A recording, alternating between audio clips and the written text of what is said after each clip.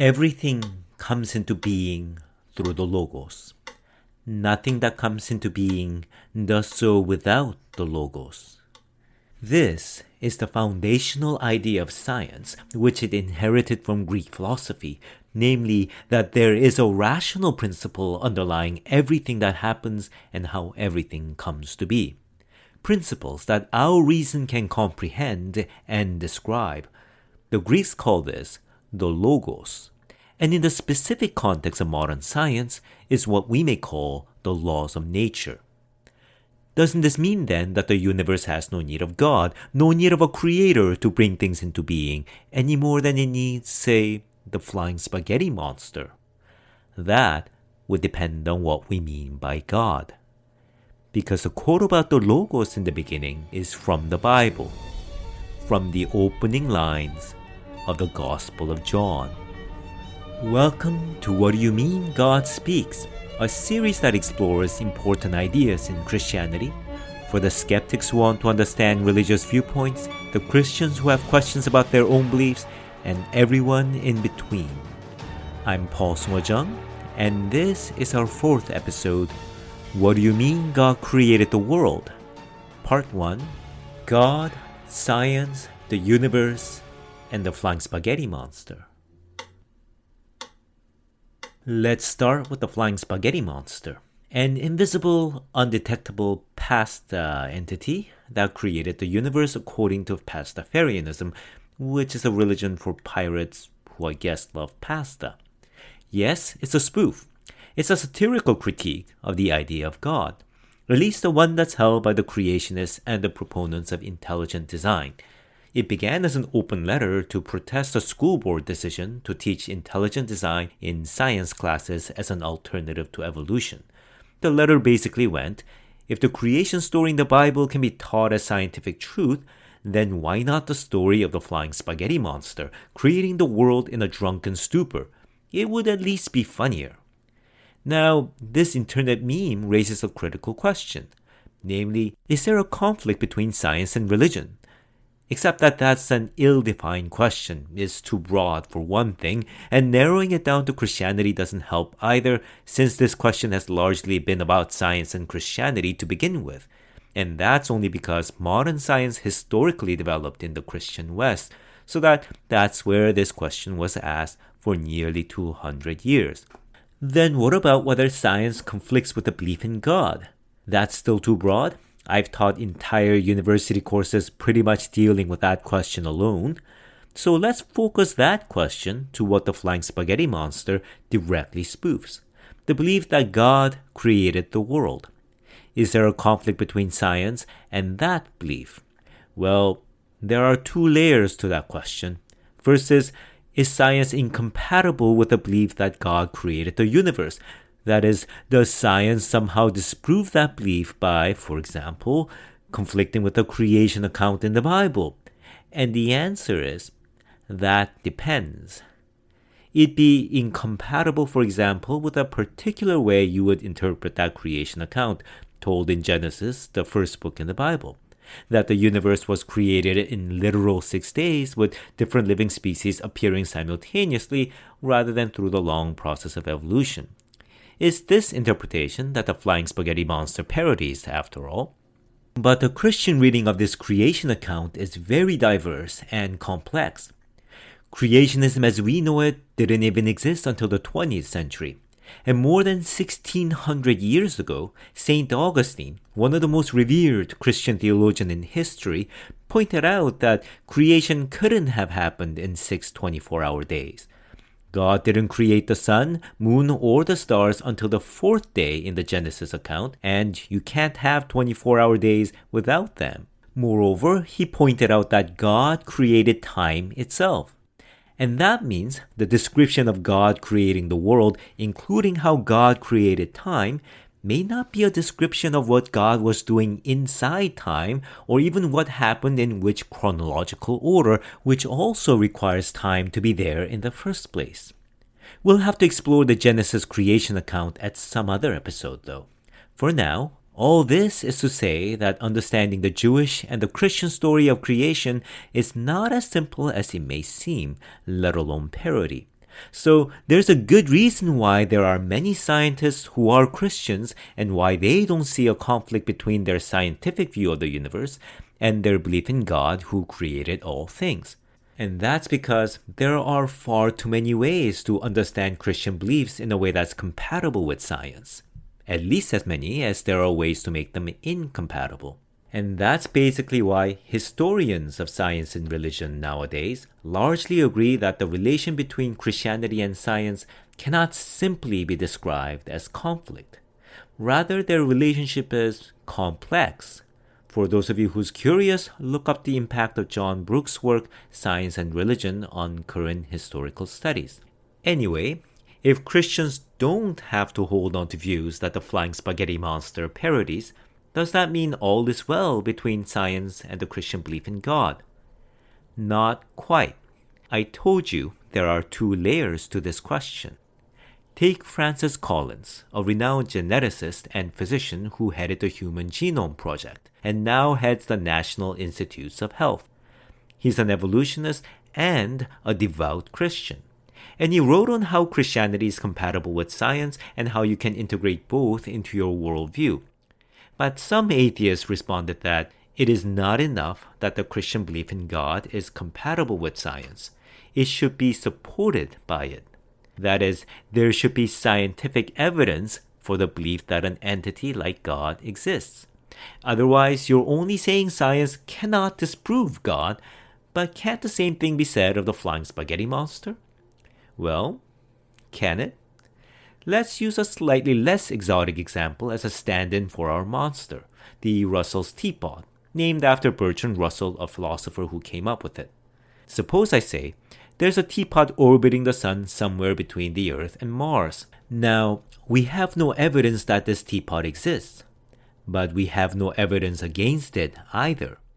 You can't prove that it does not exist. Does that mean that you should believe me? Of course not. That would be ridiculous. That's because the burden of proof is on the person making the assertion, not the one disbelieving it. What that means is, if you believe something, like a teapot in space or the Flying Spaghetti Monster, I don't need to have any evidence against your belief to say you are wrong. But you need to have evidence for your belief to say you're right. Otherwise, we could believe anything that we can't prove but also cannot disprove.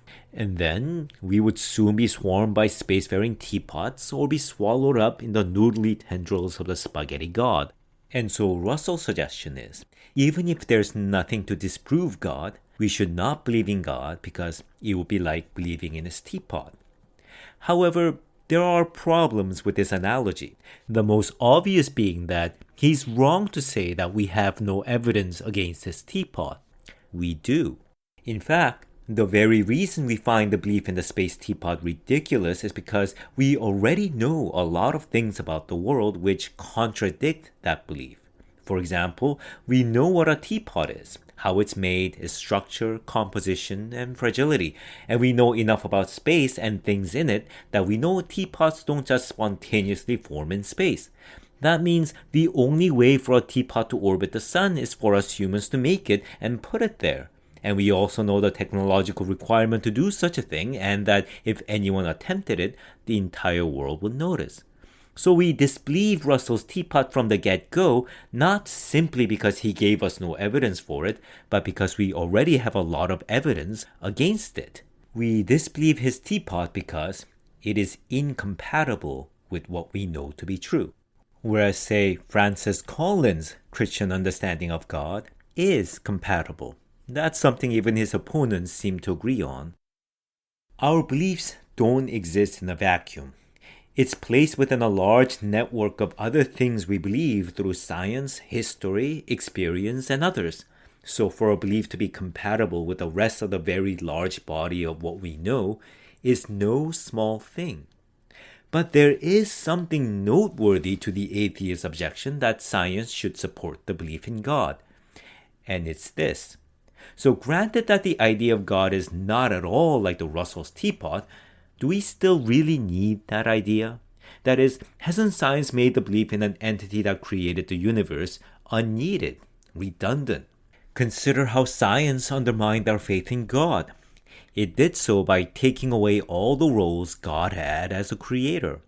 For example, we thought that God was the one that made the marvelous structures of each living thing. But now we know it was evolution, or the laws of nature that dictate how life evolved. We thought that God was the one that directed the order and the movements of the stars in the sky. But now we know it's laws of physics, of gravity and such. We thought that God was the one that started everything. But now we know the universe began from the Big Bang, and scientists hope to figure out the ultimate laws of nature behind that event too. And so, this line of thinking goes, there's no longer any need for an entity like God, since all the roles this entity had actually belong to nature and its laws. Now, the first episode should have answered the basic objection about God having no role in what happens in nature. After all, it's titled, Why We Need to Stop Trying to Find God a Job. So hopefully you listened to it already. But one thing we can say here from that episode is this. If he thinks science made the belief in God unneeded, I'd ask first if he really understands the idea of God. Specifically, the idea that God created the universe. How so? Well, to explore what I mean, we first need to take a brief detour to the historical roots of science. Now, the very term scientist didn't even exist until 1833 when Reverend Dr. William Ewell coined it to describe what he was doing when he worked on mechanics, physics, geology, and astronomy. Yes, he was a reverend too, a Christian theologian, and a historian, and a poet.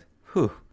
Anyway, before this, people we now call scientists thought of themselves as a philosopher, or if ambitious, a theologian. Isaac Newton wrote on theology, and his seminal work on physics was originally titled Mathematical Principles of Natural Philosophy. Then, how did philosophy become science? Now, that's far too big a story to tell here, but let me pick up one key thread of it, a central idea that science inherited from philosophy. So, centuries before Jesus was born, the ancient Greek philosophers developed a very important idea. Now, they weren't alone. Philosophers of other cultures, the Indians and the Chinese, for example, had a similar idea. And you can probably find older versions of this idea basically everywhere. But we are talking about the Greek version that was most directly passed down to modern science. And it was this. Rational principle governs how everything happens and how everything comes to be. And thus, everything together forms the cosmos. Why? Because cosmos means order in Greek. Furthermore, we humans can use our reason to understand this principle and our language to describe it. So, Heraclitus, one of their earliest philosophers, called this principle of order logos, which in Greek means reason, discourse, or speech. Why did he name it logos? The idea here was that our human logos, our thoughts, discourse, and speech about reality is capable of matching the form of the principle of all existence, the logos of reality itself. Let's call it the cosmic logos. So the ideal of philosophy, you could say, is to use our reason to shape our human logos into the form of the cosmic logos. And this, by the way, is where the root idea of our words information and being informed comes from. Now, the usage of the term changed from philosopher to philosopher. Plato and Aristotle called the rational principle forms or ideas. The Stoics and the Neoplatonists returned to the term logos, but the content of the idea remained the same. Rational principle underlying everything and every happening, the cosmic logos, or the logos of reality, which we can learn, understand, and describe through our reason and language, our human logos. Now, I should also briefly mention how the word universe came about too. Since through the logos, everything together formed a unified whole, everything was not only the cosmos, meaning order, remember, it was also the universe. That word comes from Latin, the word unus, meaning one, and versus, meaning toward. So everything points toward the one. And upon this set of ideas in philosophy, science was founded. Now, science has revolutionized our methods, and its precision and predictiveness is now unmatched. But it is still about our logos matching the form of the logos of reality. Even the names of our scientific disciplines remind us of this. Cosmology, from the words cosmos and logos. So, the logos of the cosmos. Biology, logos of life. Anthropology, logos of man. Psychology, logos of the mind. Now, what's really interesting is, when the Jewish and the Christian thinkers encountered this idea from Greek philosophy, they didn't then propose another entity in addition to the logos. They didn't say, no, God created all things, not this logos. Nor did they say some things came to be through the logos and God created the rest. Instead, the Gospel of John in the New Testament Bible opens with this. In the beginning was the logos. Now in the English translation, logos was simply translated as word. So I'm restoring the original term so that we can all hear it. In the beginning was the logos, and the logos was with God, and the logos was God. He, that is the logos, was with God in the beginning. All things were created through the logos, and there is nothing that came into being without him.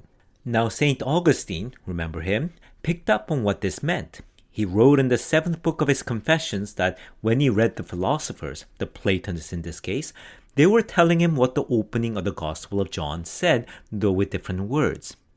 And this idea of the Logos of God is central to the Christian understanding of what it means to say God created all things.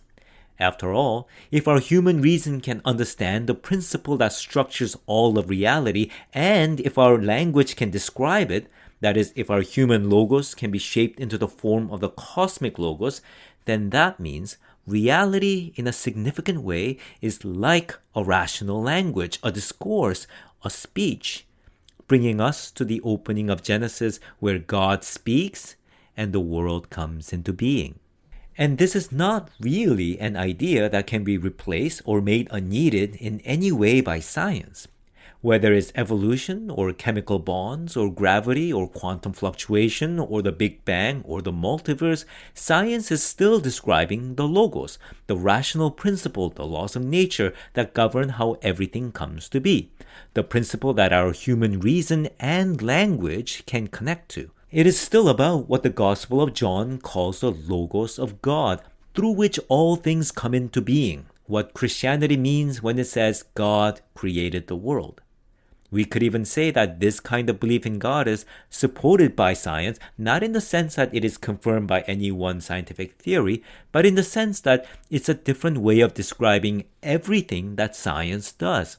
Or to quote Albert Einstein, shortened here for clarity, the fact that the world is comprehensible is a miracle. A conviction akin to religious feeling of the rationality of the world lies behind all scientific work of a higher order. This firm belief, a belief bound up with deep feeling, represents my conception of God. But wait, Einstein said he didn't believe in God who appears in the Bible. And this is why people have a hard time categorizing him as an atheist or a theist. My answer is the idea of God that Einstein was fully and fervently on board with, he said he has religious reverence for it, is what the Gospel of John called the Logos of God. What Einstein did not believe is that this God is personal. Remember how I suggested in the first episode that the disagreement between the atheist and the theist is not really about believing an additional entity, but more about how to relate to reality as who or a what. Let's look at another famous scientist who did identify himself as an atheist. Stephen Hawking wrote in The Brief History of Time that if we discover a complete theory on why we and the universe exist, we would, quote, know the mind of God. He meant that as a metaphor, though for Christianity, that's precisely what it would be. Because to know the mind of God isn't about knowing the thoughts of some very powerful yet alien entity in some alternate reality, as Hawking seems to assume. It is knowing the logos of reality. Now, Hawking seems to vaguely become aware of this later on, so in 2010, in The Grand Design, he noted that one can think of God as the embodiment of the ultimate laws of nature. But his challenge was that the idea of God needs more, and he's right about that. So he wrote, the real crunch comes with the second question. Are there miracles, exception to the laws? And of course, he argues that there aren't. Now, Hawking's definition indicates that he doesn't really understand the idea of miracles, but that's another topic. All this is to say that the Christian belief that God created the universe is equivalent to the philosophical idea upon which all science is founded. The idea that everything comes into being through the Logos, which is proclaimed in the Gospel of John with these words, all things were created through the Logos. That is, as far as science is concerned. And that qualification is important because, of course, none of this really settles the debate. Einstein and even Hawking is on board with the Logos, which the Christian Gospels explicitly call God. But is that enough? After all, though the Gospel of John says the Logos was God, the Gospel also calls the Logos Him, not it, but Him. God is personal. So we return to the question we ended with in the first episode. How do we know whether reality is God is personal? And is that a question that science can or should answer? And if so, how? Wait though, we may be getting ahead of ourselves. We need to first ask, what does it even mean to say that God is personal? Now the Gospel of John seems to give us a clue when it declares, the Logos became a human being and dwelt among us. And we have seen its glory, and no one can see God the Father except through Him. However, we will have to explore that in another episode. And I hope you'll join me for the next episode, Why So Many Christianities? Will the Real One Stand Up? Thank you for listening, and if you enjoyed this content and want to hear more, please subscribe, follow, and share. Until then, I will be waiting here. What's that? Pastafarians aren't pirates who love pasta? That's as ridiculous as Christians who don't follow the teachings of Jesus.